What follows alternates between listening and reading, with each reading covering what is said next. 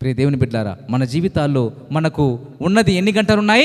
24 గంటలు ఉన్నాయి. మరి ఈ 24 గంటల్లో దేవునికి మనం ఎంత సమయం కేటాయిస్తున్నాం? దేవునికి మనం ఎంత సమయం అప్పగిస్తున్నాం? దేవుడు మనము 24 గంటలు సజీవుల లెక్కలో మనల్ని ఉంచితే దేవునికి ఎన్ని గంటలు మనం కేటాయిస్తున్నాం? ఈ రోజు నిజంగా మనము ఈ విషయాన్ని తలంచుకుంటే సిగ్గుతో తలదించుకోవాల్సిందే. ఎవరికి వారం కూడా, ఎందుకంటే దేవునికి సమయాన్ని ఇవ్వలేకపోతున్నాం. కారణం ఏంటంటే ఇదిగో మన యొక్క బిజీ బ్రతుకులు, గజిబిజి గందరగోళ జీవితంలో ఉండి మనము ఇదిగో ఈ లోక యాత్రలో ఈ యొక్క కష్టములు నష్టములు అది సంపాదించాలని చెప్పేసి ధనం కోసం మనము రాకులాడుతూ ఉన్నాం. పైసామే పరమాత్మ అని చెప్పి ఆ యొక్క ధనం కోసం పరిగెడతా ఉన్నాం. కానీ ఆ ధనము ఈ రోజు నీకు మరి దొరుకుతుందా? దొరకదు. ఎందుకు దొరకదంటే దేవుని వాక్యం సెలవిస్తుంది, నీవు ధనవంతుడవగుటకు ప్రయాసపడకము. ఒకవేళ అటువంటి ఆలోచన వస్తేనే దాన్ని విడిచిపెట్టు. ఒకవేళ నువ్వు గనక అట్లా కాకుండా నువ్వు ఇంకా దానికోసం పరిగెడతానంటే అది రెక్కలు కట్టుకొని ఎగిరి పారిపోతుంది. నిజం. ధనం మూలం ఇదం జగత్ అంటున్నారు కదా. ధనమే సమస్తానికి మూలంగా ఉంది. కానీ దేవుని వాక్యం ఏం చెప్తుంది? ధనాపేక్ష సమస్త కీడులకు మూలం. చాలా మంది ఈ ధనం సంపాదించాలి, ధనము సంపాదించుకోవద్దు అని కాదు ఇక్కడ సమస్య. ధనము సంపాదించుకోవాలి, కానీ ఆ ధనానికి నీవు బానిస కావద్దు. ఆ ధనము కింద నీవు ఏమాత్రము బానిసగా బ్రతకవద్దు. ధనము నువ్వు వాడుకోవాలే, కానీ ఆ ధనము నిన్ను వాడుకునే విధంగా, అది నిన్ను ఆడుకునే విధంగా నీ జీవితం ఉండొద్దు.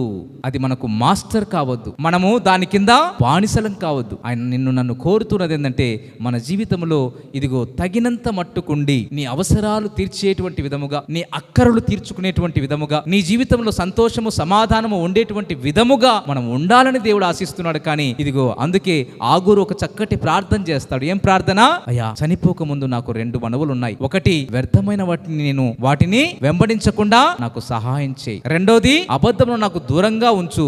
ఇంకోటి ఏంది? ఒకవేళ నాకు ధనము ఎక్కువైతే నా కళ్ళు నెత్తికొస్తాయి. నిన్ను ఎవడు అంటానేమో, వద్దయ్యా నాకు. ఒకవేళ నాకు తక్కువైతే ఇదిగో బీదని దొంగిలించి నీ నామానికి అవమాన పాలవుతానేమో. కాబట్టి నాకు నీవు తగినంత మటుకే నా అవసరాలు తీర్చే విధంగా ఉండే విధంగా ఇదిగో నీవు నా అవసరతలు తీర్చు అంటున్నాడు. దేవుని బిడ్డలారా, మరి మన జీవితాల్లో ఈ యొక్క ధనము అవసరమే, కానీ ఈ ధనాన్ని కింద మనము బానిసలం కావద్దు. ధనాన్ని మనము వాడుకోవాలే, కానీ మనము ధనము కింద మనము బానిసలముగా మారకూడదు.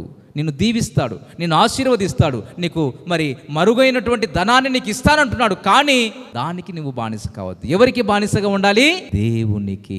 దేవుని బిడగా నీవు నీ జీవితంలో ఎప్పుడైతే నమ్మకంగా యథార్థంగా ఉండగలుగుతావో, ఆయన అంటున్నాడు, యథార్థవంతులను బలపరచుటకై లోకమందంతట నా కనుదృష్టి సంచారం చేస్తా ఉంది. ముందు ఆయన నీతిని, ఆయన రాజ్యాన్ని వెతుకు, అప్పుడు ఏం కావాలో అడుగు.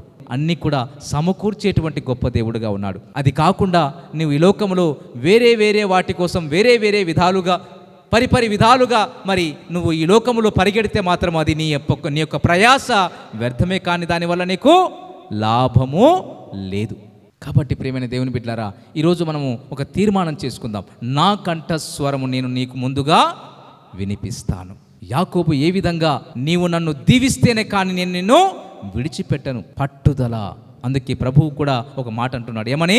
మీరు పట్టుదలతో ప్రార్థన చెయ్యండి. నీకేం కావాలో, నీకు ఏ సమస్య కలిగి ఉన్నావో అది దేవునికి ఇష్టమైందైతే నువ్వు పట్టుదల కలిగి, కొందరు అడుగుతున్నారు, కానీ ఎలా అడుగుతున్నారు?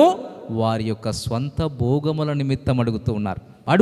అడగడంలో తప్పు లేదు, కానీ దేవునికి మహిమకరంగా అడిగినట్లయితే మనము దాన్ని పొందుకోవటానికి ఎల్లప్పుడూ కూడా సిద్ధంగా ఉంటాం.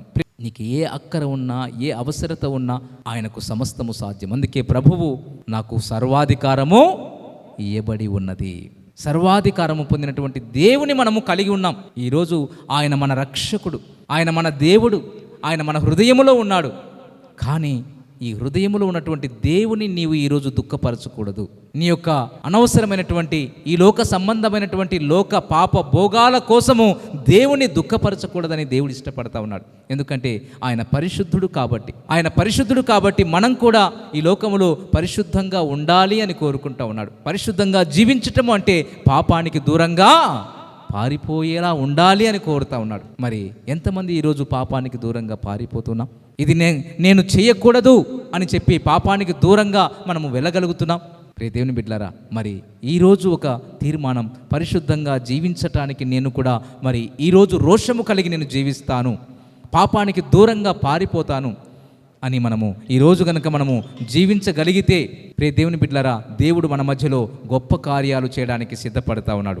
ఎఫెసీయులకు రాసిన పత్రిక 5వ అధ్యాయం 15వ వాక్యం, దినములు చెడ్డవి గనుక మీరు సమయమును పోనీయక సద్వినియోగము చేసుకొనుచు అజ్ఞానుల వలె కాక జ్ఞానుల వలె నడుచుకున్నట్లు జాగ్రత్త జాగ్రత్త జాగ్రత్త. ఈ జాగ్రత్త అనేటువంటి పదము ఎవరికి వాడతారు? ప్రమాదములో ఉన్నటువంటి వారికి, ప్రమాదపు టంచుల్లో ఉన్నటువంటి వారికి ప్రమాదపు హెచ్చరికలు జారీ చేస్తూ ఉన్నాడు. ఎందుకంటే దినములు చెడ్డవి గనుక సమయమును పోనివ్వక సద్వినియోగం చేసుకుంటూ అజ్ఞానుల వలె కాక జ్ఞానుల వలె నడుచుకున్నట్లు జాగ్రత్తగా చూచుకొనండి. ఇందు నిమిత్తము మీరు అవివేకులు కాక ప్రభువు యొక్క చిత్తమేమిటో గ్రహించుకొనండి. మరియు మద్యముతో మత్తులై ఉండకుడి, దానిలో దుర్వ్యాపారము కలదు. అయితే మీరు ఎలా ఉండాలి? ఆత్మపూర్ణులు. అంత్య దినములలో ఆయన ఆత్మను మన మీద కుమ్మరించాలని పరిశుద్ధాత్మ దేవుడు ఎంతో కోరుకుంటా ఉన్నాడు. మనము ఆయన సన్నిధిలో నీ యొక్క ఆత్మతో, శక్తితో, బలముతో, కృపతో, జ్ఞానముతో, విశ్వాసముతో తండ్రి శ్రేష్టమైన మీ ప్రేమతో నింపు అని మనము కోరుకునేటువంటి వారముగా ఉండాలి. అంతేకాదు ఆత్మపూర్ణులై ఉండండి. ఒకరినొకడు కీర్తనలతోనూ సంగీతములతోనూ ఆత్మ సంబంధమైన పాటలతోనూ హెచ్చరించుచు మీ హృదయములలో ప్రభువును గూర్చి పాడుచు కీర్తించుచు మన ప్రభువైన యేసుక్రీస్తు పేరట సమస్తమును గూర్చి తండ్రి అయిన దేవునికి ఎల్లప్పుడూ కృతజ్ఞతాస్తుతులు చెల్లించుచు క్రీస్తు నందలి భయముతో ఒకనికొకడు లోబడి ఉండండి. భయము, వణుకు ఎప్పుడైతే దేవుని యందు కలిగి ఉంటామో నీ జీవితంలో నీ ఆశీర్వాదాలు ప్రారంభమవుతాయి. నీ జీవితంలో దీవెన ప్రారంభమవుతుంది. నీ జీవితంలో దేవుడు ఆశీర్వదించటము మొదలు పెడతాడు. ఎప్పుడు? దేవుని మాటకు లోబడినప్పుడు, ఒకరికొకరము లోబడినప్పుడు, ఇతడు నాకంటే యోగ్యుడు అని ఎంచుకున్నప్పుడు, నేను అనేటువంటి స్వభావము మనలో లేనప్పుడు, నేను అనే స్వభావం నీలో ఉంది అంటే ఎప్పుడు కూడా మనము ఆశీర్వదింపబడలేము. ఈ నేను అనేటువంటి స్వభావం ఎప్పుడైతే వస్తుందో, నేనే అన్నీ చేయగలను, నేనే అన్నీ సమకూర్చగలను, నా ద్వారానే అన్నీ జరుగుతాయని అనుకుంటే ఎప్పుడు కూడా నువ్వు దీవించబడలేవు. అనేది ఎప్పుడు ఎట్లా ఉంటుంది? నిలబడే ఉంటుంది. ఈ నిలబడి ఈ రొమ్ము విరుచుకొని నీవు గనక ఆ విధంగా అహంకారముతో, గర్వముతో ఉంటే ఆనాడు పడిపోయాడు ఒకడు. ఎవరు? లూసిఫర్ అంటున్నాడు, తేజో నక్షత్రమా, ఆకాశము నుండి నీ వేలపడితివి. తనలో ఉన్నటువంటి గర్వం, నేను కొంచెమే దేవునికి తక్కువ అని అనుకున్నాడు. చివరికి పాతాళానికి అనగా ద్రొక్కబడ్డాడు. ఈ అనేటువంటి స్వభావం మనలో ఉండకూడదు. ఈ ఏం కావాలంటే బెండ్ కావాలి. ఎప్పుడైతే బెండ్ అవుతుందో, బెండ్ అయితే ఏమవుతుంది? సి అనగా క్రీస్తుగా మారాలి. ఎప్పుడైతే క్రీస్తును కలిగి, క్రీస్తును పోలి, క్రీస్తు వలె మనము జీవించే వారంగా ఉంటామో మన జీవితాల్లో నిజమైన ఆశీర్వాదం మనము చూడగలము. కాబట్టి ప్రియ దేవుని బిడ్డలారా, క్రీస్తునందలి భయముతో ఒకరినొకడు లోబడి ఉండండి.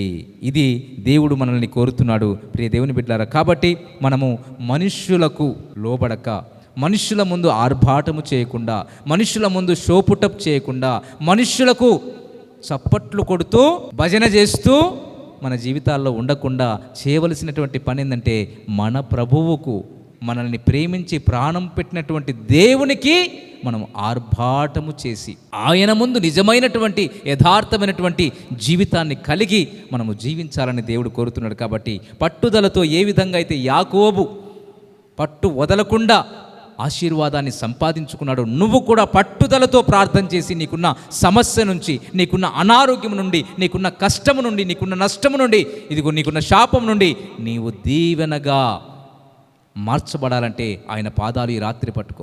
అవునయ్యా, నేను ఈ రాత్రి నీ పాదాలు పట్టుకుంటున్నాను, నీవు నాకు నా అవసరత తీరుస్తావా లేదా అని గట్టిగా నువ్వు పట్టుకోగలిగితే నీ జీవితంలో నీ శాపము ఆశీర్వాదంగా మారుతుంది, నీ కష్టము, నీ నష్టము దీవెనగా మారుతుంది. ఈ సందేశాలు మీకు నచ్చినట్లయితే దయచేసి లైక్ చేయండి, సబ్స్క్రైబ్ చేయండి, పక్కనే ఉన్న బెల్ బటన్ నొక్కండి. ఈ సందేశాలను దయచేసి 10 మందికి షేర్ చేయమని ప్రభువు నామమున ప్రేమతో మీకు మనవి చేస్తున్నాం. Thank you. Praise the lord.